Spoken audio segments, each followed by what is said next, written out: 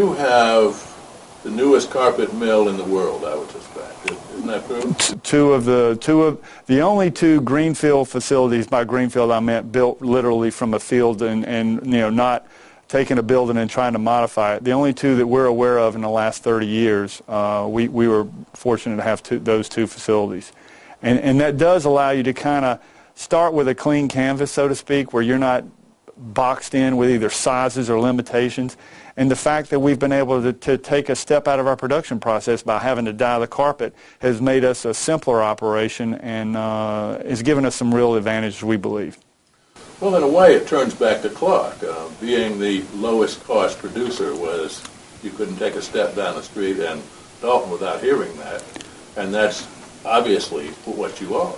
Well, a lot of people want to debate, and we don't know other people's costs. We just know that we know our facilities allow us to manufacture product in a way that minimizes, and we've done this with studies with Georgia Tech. We know we use significantly less energy, probably about 30% less energy through our processes. We use about 85% less water, and we generate 42% less greenhouse gases. Now, on a long-term basis, we see energy going up. So those advantages for us are going to be, they're here now, and they're sustainable for the future. So it's really more our production model that gives us a lot of the advantages we feel like. Not having to ship carpet from one facility to another is an end process. It's all, our facilities, pellets go in one door and carpet comes out the other. And those are the only two that we're aware of in the industry that can do that. So as time goes by, your advantage is going to grow and grow. You could make a theory to that. I'm not gonna say for sure because you never know what energy is going to do. With natural gas, energy may stay flat or actually come down. Who knows? I see. But in essence of strict machinery, I would suspect, and you would know better than I, just around Dalton here, I suspect there's some mature machinery around here. Well, the machinery we have does allow, the newer machinery does, once again, go into energy. Two of our processes probably save 25% energy versus older machinery, and the throughputs and capacities of the machines are more productive. So there is, as machinery keeps improving, the newer machines are more productive, and that certainly helps you enjoy some of the economies and the efficiencies we have. So I think and there is some of that older equipment in town is being replaced, and I think that some of that may continue over the next several years as companies look to try to figure out ways to cut costs. Some of that's going to come with reinvestment in new machinery as well. I think there's a whole lot of that in mothballs around here too. There is a lot of capacity, probably that's not polyester capable, but there's a lot of fiber capacity, polypropylene and maybe some nylon that's not being fully utilized now. But unless you can convert that to polyester, which is a difficult thing to do, you really can't use it today. So you have the ability to do more with the newer equipment? We feel like we can make a really streamlined and offer a product that gives great hand and softness, even soft products, which the ultra soft is probably the fastest and hottest trend going in retail. So we think that our machinery allows us the most flexibility in product that you can have. Now obviously demand for the solution dyed polyester that you're producing is greater than the capacity you have to fulfill that. Well, obviously there are other people that are servicing solution dyed polyester, and there's people that are making piece dyed polyester. So certainly the demand for polyester is greater than we have.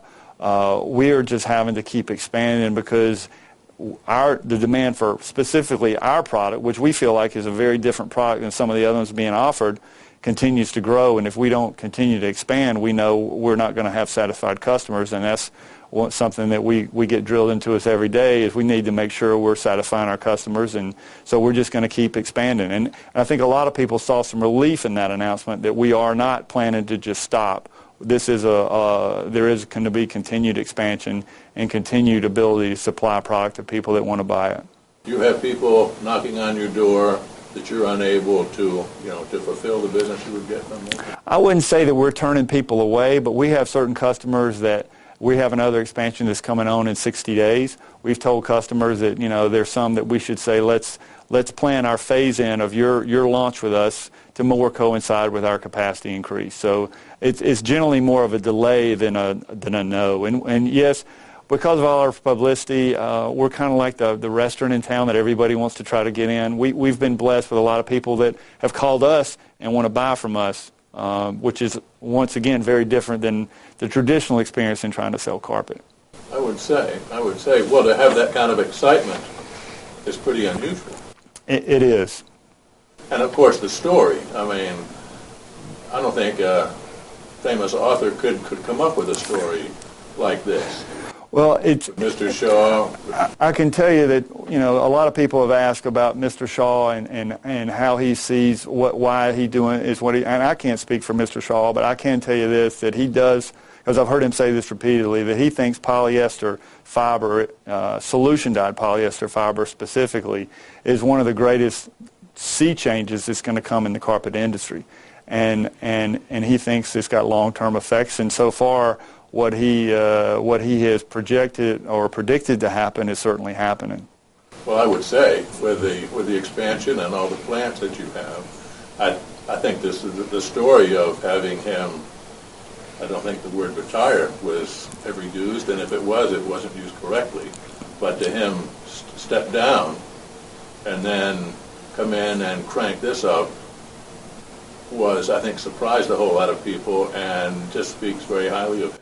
Well, and if you go back, Mr. Shaw is from Dalton, grew up in Dalton. In fact, his mother taught school in the Dalton school system. So they're a long-time Daltonian family, and to be able to come back and create jobs in a town that really has been hit really hard over the last 5 years has been something that I know is personally rewarding to him. And to find the niche to be able to do that, everybody would like to do that. But to find the niche to do that and put all this necessary together to pull that off, and the expertise, pretty amazing. Well, it does take, if you look at the foundation of the company going back to 2009, that was really when the banks weren't lending a lot of money. And obviously there was capital invested in the business on the belief that there was an opportunity here. And so that belief came with some risk, but it certainly paid off. And it was a belief that not a lot of other people probably would have looked at in 2009 and said, hey, carpet is a great thing to invest in. So it was kind of swimming countercurrent, and it's kind of the road less traveled. And when you do that, you find a lot of times you're not really very crowded. Well, like I said in the beginning, if somebody would have told me there's going to be a new mill come up here and be successful, I'd have thought you're crazy. If I wasn't here in 2009, I would have probably told you the same thing. Now, the new operations, which you've been the star, in this part of the world here over the last month or so. Talk about the new facilities and what they're going to look like and where they're going to be. Well, our first facility, and there's been a lot of misinformation, and the media gets excited, and no offense to you in the media, Dave, but occasionally we get things wrong. And there's been some misinformation, but we are looking at 2 facilities over the 5-year period.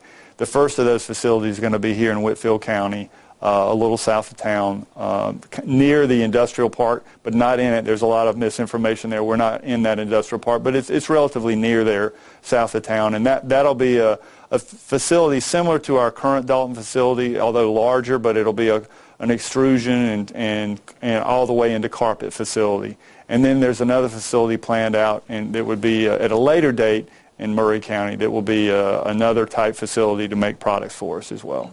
How come you didn't do this all in one area? It's interesting you say that. The land mass that is required to do these facilities is so large, and we actually were talking to a lot of the counties, and all the counties around here obviously were in need of opportunities, and we started looking at it and working with the state development folks.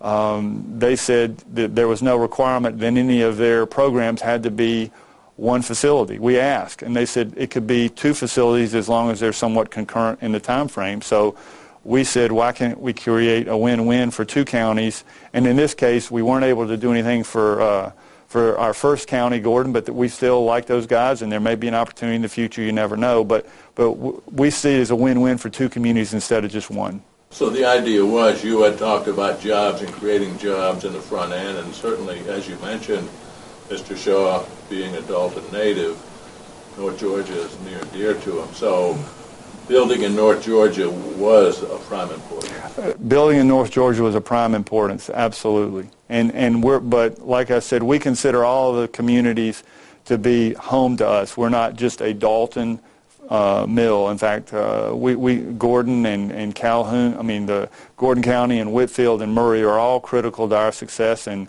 we're pleased that we're going to be continuing to expand in those counties. But ideally, if you had this all under one roof, if that was even possible, someplace in North Georgia, that would seem to be an attractive option. It could be, but I'm not sure there's enough land in the county that's, we're blessed with a rolling hillside here, which means there's not that much flat land. In certain parts of the state, you could go find several hundred acres, or actually bigger than that, call it 400 acres. But here, a 400-acre site without a lot of hills is probably difficult to find.